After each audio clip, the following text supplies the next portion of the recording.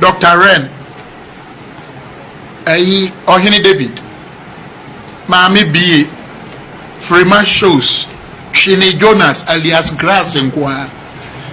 Yura, Bibi Abakano, Obia Catchro Senyans anima or what?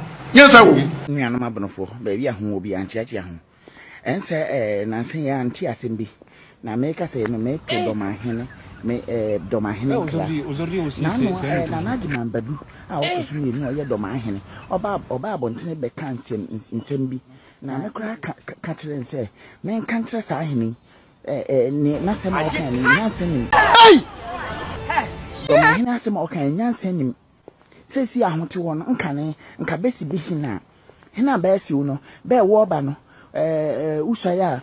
Usai ya de na mom nyaka nyina mpuntuduma nana osimba mebe me ba be mpuntuduma meye toilet meye ye metubo ho ndi be ma ho metu ye ama ho me busa se Dormaahene na no ba ya odi di atema wa so le agina se oba be ye aduma aboa NDC afenso ohuna NPP a oti so se wonye bibia me busa se nana no ba ya abe pa no wa ya ama Dormaahene oba ya abe pa no wa ye hwe akwane atutu meka sei mebusa sesen kanana watumi aye train kwan a ofiri doma ebi bes ne ko aboabo number 1 number 2 number 3 number 4 ebi bes ne ko kire masu bi ko amasu wamfie nka bi ko tronane kwame asua nka watumi aye kwan me train kwan me train tumi ko taforo enka Dormaahene nyina nka be boamo anase be ma so akase wo ye hena wo ba ye no wo di changes aba nso since ever since ya Dormaahene na najima badu a otoso mienu a wo ba ye he me busa se be wo ba wo nya hwe na himfa baba he kani be ni na himfa baba be di ka be si abronsane ne temba beto kasi akase ji wa agon he ne beto mama wo be ka sama no wo ka bia adima badu me kona koda dwene na san ba biem koda dwene pa na san bra biem ozori osi se me kasa se ndoma himfa wo de bobo suma hinkuro bonomane nyina nka ahimfa ho no kasa meri eba nsu a nka ho hwa aba nanim oba loli akwan nka ho hwa aba nanim nka ne aka ne se nyama akasi aka besisi abonsane a oto aso bi a wo ha eni akire ahande na ho hwa aba nanim because ende ne bo de ne na kakra on toilet ni ade ne de ye hwa aba nanim what Dormaahene adima badu atoso mienu wotu wo hwa aba nanim anase akufu adu anim se obala ba ye ne kama wo mane na ode wotu wo no ye bia onye wo ye bi ma ma onye wo asi toilet sen wo manim na najima badu a wo ba ya wo kasa he me wa ye mpuntuduma hodo sen hyase bobo na me mo wa na he asema obeka me ma hu se nkwase asem nya me kura hu se wasema okan nyansa nim da bia ho ni da aba no sad aba no ba be ye we ama ho dia na abno foi me ka kire ho se na bi ba bontene beka se ba betata politics e chi ne ha mo tutu mo nta ba chi ahinsie so a ye ka kire osi ahene nom humfa ni papa nsiso humfa ni papa media akonya he nya kwase bia wote ne ba bia ahia na oba twadie one nkwase ade nkwan ne oba bedi woni mane we dia nsira ho kasa kakra ozori osi se ho ahu ni abono ni ne me kasa na mo majima ba ozori osi hwa hu ye no anka nkwase asem bi na najima badu ada roma nya mesi hintufo we nya me no masem nya me na ne sumam hwe no anka mo ade wo ho hu fia politics ni Ohene de emfa no ho ni gesa ansem hu ni nsem fun wi mi ozori osi nkofo se die ntina ye kurom hene wo ho ye kurom hene wo ho a wo de da bia wo se asante hene na ye powerful ti de meka na o asante na ya hene wo ti se mampanyin no mudi wo mo de ne nya hene ete akufo ade to wo na wo no minister of tourism minister of sa na mo de nte asante hene ni sikuma ase wo no ai offense wono na appoint obi se onhwe offense ema no what you say our smaller chief wono na appoint obi se onhwe oboase our smaller chief ono na appoint obi se nti oni akufo ade de ne the same thing aya ahini the same thing aya omunyire di hene but differences ne se ono ye nto ne so aba na akufo ade to ne so aba nti se akufo ade hye mra wa asante region na asante hene ka se o ma mra ne nya adwuma ampani ampa mra ne nya adwuma se asante hene hye mra na akufo ade se o ma mra ne nya adwuma emra ne still be nya adwuma one difference no akufo ade ne bank ho na betimi akoka se me ma mu mie bank of Ghana aya asante hene nko na timi ka asasem na nya adwuma bia ne otimi kosi wo se okubie wase ne maame awu mo obi am ye hwe okro no wan timi bi because ono no odi hene enti se okobia obeka se kukuru wo bangi free na sase so wan kukuru a de budoza bebu de na be no tie dia meche no ti omo de ne de enti amoma powerful ne se okọ voter regional ho ne hene nko hohoi ne hene nko enti ho mera ntimi nya adwuma hohoi but na sanso na okọ kekosa I asen north ne omo mera nko na asen abuakwa emra nko won de tie because obi a hene different won enti se yemba se yebeto aba na asantefo ka se wo de motumfo meka se asantini bia nkoto aba ma alankash na hwe se asantini bia kwakoto aba ma MPP na NDC I say joke obi akoto ama de otumfo na ka no won ne de na omo ye united enti ba ohene ne ka se ma obi a follow that ade no enu enti na ama oye powerful no won we nipa ne ma oye powerful anya sisi akofo ade na mi enipa na di na chi a otimi control mo no na ama oye powerful omuto ne so abatu ne fie no na yese mahama onye obi abio afi onye power bio because ontimi control nipa bio ba asante hene no otimi control nipa wa wo dia mekire no aha enu ntino ye powerful no other region ko buna hafo a Dormaahene hene nko sa na Brekum hene nko okọ Sampa ne hene nko sa nso na okọ ayi a northern region boko ne hene nko wa ne hene nko but ba asante region o hene ni nyina ye ba akopọ no ne otumfo omo maka ni nyina wa obegimi bia no atu de foforo asiso anto no odi hene ne te se de yeren ye di mampanyini ne pepepe ohun de ne de na kwen no enu ntina oye powerful no so enti different de enti amonti ase na America no enu ntina oye powerful no enti se wo odom utimi control dom a am I powerful even what Ghana to not control population of 1 million people you are the most powerful or you are powerful.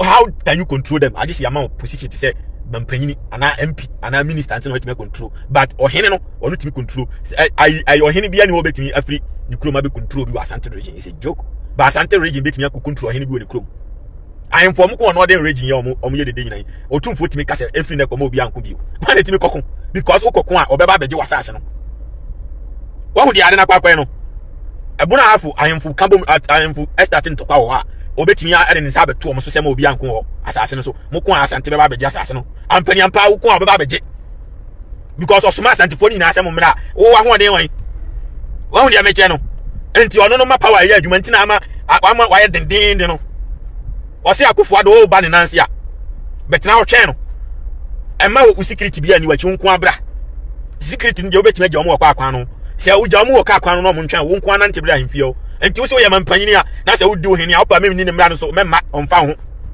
so on ye ne de na kwaye no memma na wo be hwe no kura wo pa obetimi atwa akofo an meka mre bi o ta otumfo kwan sa no abre okwa ho nkoto no nya se bi otumfo ni wo ne nkura ne mpese obehu otumfo nti otumfo nkura ne mmapan olumai osu atwa kwan anye because otumfo nkura no omutimi decide mampanyini se omumani mampanyini hu otumfo so on ya na kwan no because oye powerful we power on kan but the bass antimamu ono se power on ya on ne de na kwan no enu ntina ama ai NDC fu anya MPP fu anya chance jimi a obi antini kan o masem Ghana no enu ntina ama MPP because Asante no omo ani MPP ni omo dia ntina omo ntimi nya enya yi nti se alankash no MPP fu na mkula air na chaw because omo hu say omo mpa alankash na chaw amfa na ma there's no way some benya vote to MPP no uti eri America ni nti Asante dia ama my powerful nyina no asichire na meche no enu ntina meche se Kennedy Japan no onya dan osusu nka ne nsem na ono no ebi abaye leaders ajaw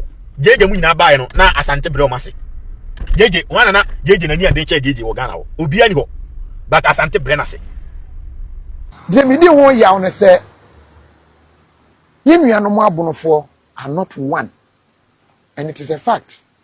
In fact, me salute Asante for se ba ne being one wo mo ya ade dodo wo mutumi ka wo ho bom and that is why na me nuanom ye enkranfo bi di nkomo na me say enkran na ye capital na so mampani bi adu nkran a so ye America mampani so ye ho mampani ye de na twam hwi ye de ne commercial because manshia project ama ye fe eno ene say other regions, other tribes, if I'm right to use that word, other the be a free no will be assumed na yekese. So wo hwe se dia Asante fo hwa wo mu ade a. Me me yonkwa Asante ni bia na yekọ training college. E wo Volta region. Obetimi atompaboa de abasu mu abeton Asante fo padwadie pa. the Shannon, the what trauma meaning in I am Pabua, Nina top man Pabua. But Oshiamia, obey General who say, or no need the any Shannon, papa made any sente. Meanwhile, I am Pabua Cronoa. That is the power of Asante 4. Woman who are woman dear home emani fe. It is all what one dear home and if I am careful of a fee set, or would your name tia. Learn from them. Also, wow, the enemy in your fe. And this is the time. Sa bono 4 person were more sorry. Na as bono 4 who say yes, a bono 4 jina wa. Yes, they was sorry agina ni support no. Se Dormaahene na sorry agina a bono 4 nta na chi. Se Dormaahene and na sorry agina ye nta na chi. Together, bono will also become so great. But say the Asante 4 year one no. I don't see that ewa bono 4 lie. Because I will tell you, say, Dormaahene ayadio. So what me a sorry agina in that manner. Why are dear papa? Already medical can't show that. Say, Kumase, Asante Hene me kaini mami wu ya ni ekoye yi. Woni hwan ye okase daw beda. I salute them. Wo mu abomode ama hinie no. Tumi abam. Enye so obi ana ni Asante Hene ya adwen o. Minime bi mu ono those days. Omusu asa Asante Hene se wo prekwan disi kakra time ana disi wo so no. A minime bi mu ana wo madwane pa. That time. Wo mu ana wo madwane ana wo wan pipi mu no. Ena issue bae no. Wo mu gina na chi they forgotten that time. Hey, Opa Asante Hene nya ade enye sesen. Eba rallying behind him. They will rally behind him. Umbeka chiro say Asante de share. But when it comes to Bono, what happens? Nana Dormaahene probably ebia no NDC, ebia no Canadian, ebia no NDC. I don't know. But the way Asante 4 rally behind Asante Hene, is it the same way and Bono 4 rally behind Dormaahene and I know? It is because Bono 4 oneness na kaya nkakra. This is the time at the ekoso. As is suya de bi free. Bono should also come together as one. Se Bono mo chicha, me kra na me Asante Hene me wurem. That one there me kra nka me wurem.